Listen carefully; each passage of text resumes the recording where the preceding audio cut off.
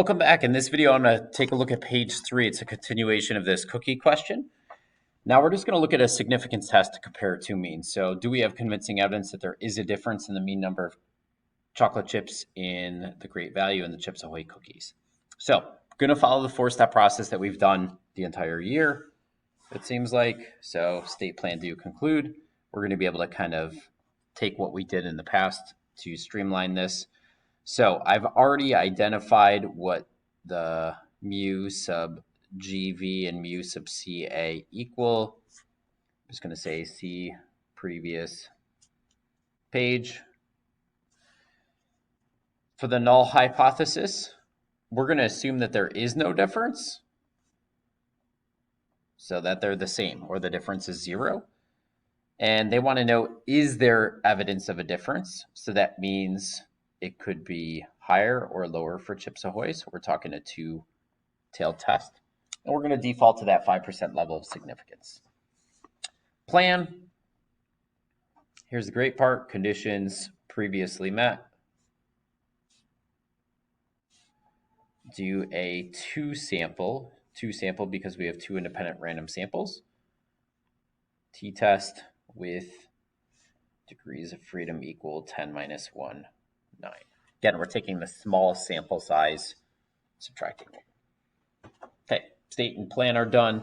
The do step will be pretty straightforward. This is where I screwed up on the previous page and you started seeing me work through this.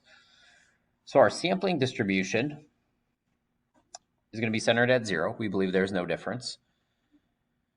The mean, if I take the 18.4 minus the 19.4, the difference in the sample means is -1. So the difference could be -1 or less, or +1 or more. So my t distribution with 9 degrees of freedom, I'm going to be looking at the difference between the means. This difference is -1, so that's where that -1 is coming from. We assume the parameter is true, so there is no difference. Divided by the standard error. Again, we're adding the variances here. And remember, this is the sample standard deviation for Chips Ahoy and Great Value from the previous page. Our test statistic ends up being about -0.787, approximately. So we're less than a standard deviation below the mean, not very unusual. To get my p-value, I'm going to do TCDF from -infinity to -7.87, comma 9 for my degrees of freedom. I'm going to double that area because that's only going to give me this. And that results in a p-value of 0.451. So pretty large p-value, which we're not shocked about. This was not an unusual statistic, or test statistic. Last step, conclude. And this is something that hopefully by now, like you've done enough times that you feel comfortable with for any test, because the p-value equals 0.451 is greater than alpha equals 0.05. Remember, the p-value is what's the likelihood this happens due to chance if the null is true. So if there is no difference in the mean number of chocolate chips for the cookies, the likelihood that we get a sample difference of -1 or less, or 1 or more by chance is 45%. Okay, it's happening by chance a lot. So we're going to fail to reject the null. We are never, ever using the term accept the null, or we're never saying accept or fail to accept. That'll immediately be wrong. So make sure the only language you're using is reject the null or fail to reject the null. So we fail to reject the null. We don't have convincing evidence that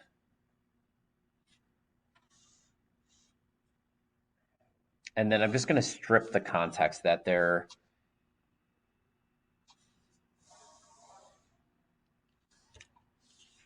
is a difference in the mean number of chocolate chips in Great Value cookies and Chips Ahoy cookies.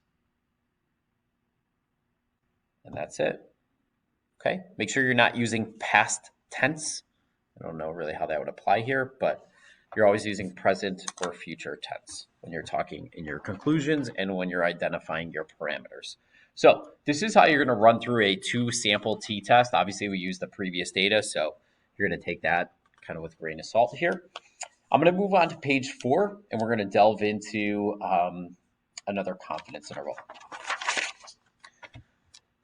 All right, so they're talking about trees here, and they want to know, how do the sizes of longleaf pine trees in the north and southern halves of this forest compare?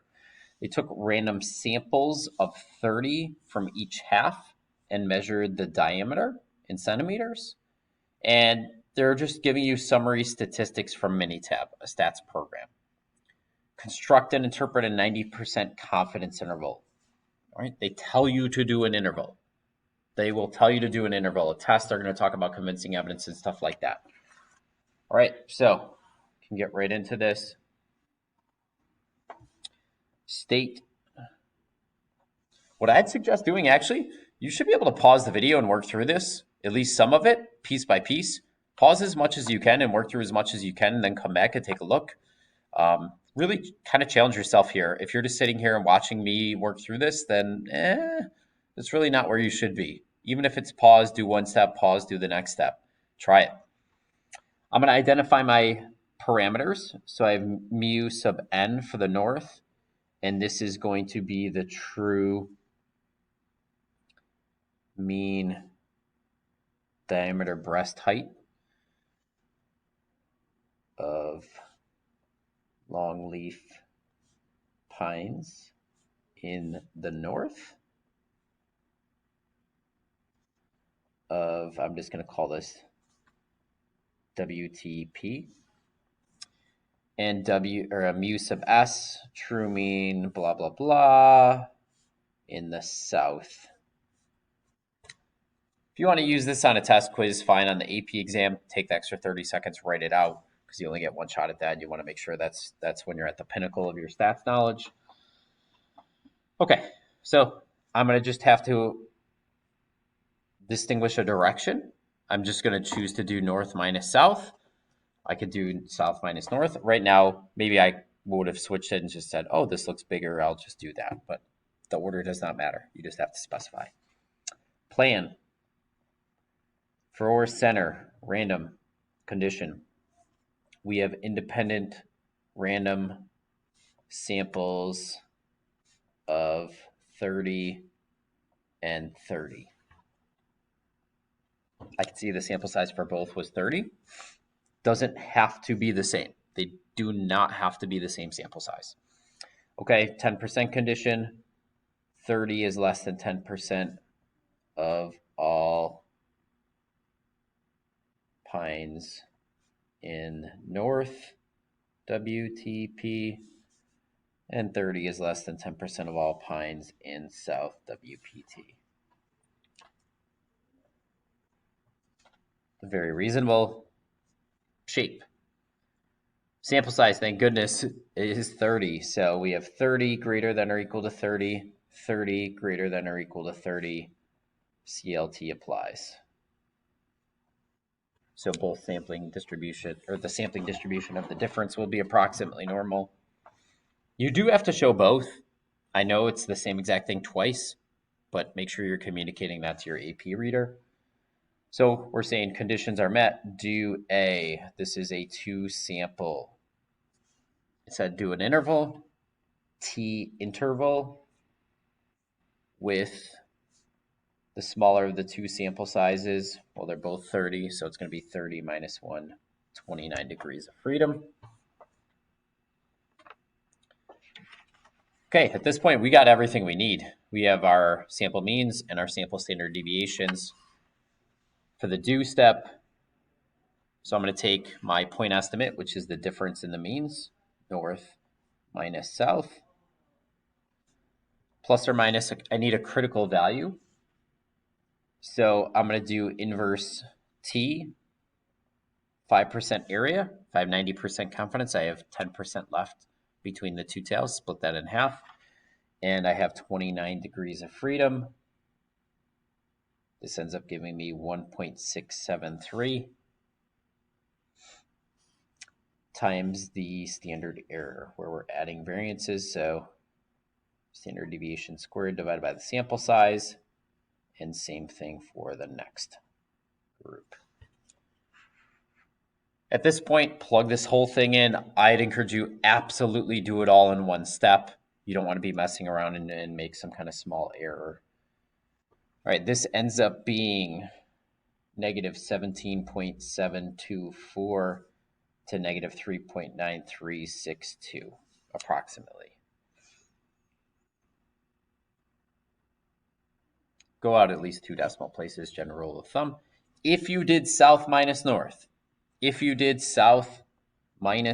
you're going to end up with positive 3.9362 to positive 17.724. That's going to be how this looks different. The order that you do the subtraction does not matter. Conclude.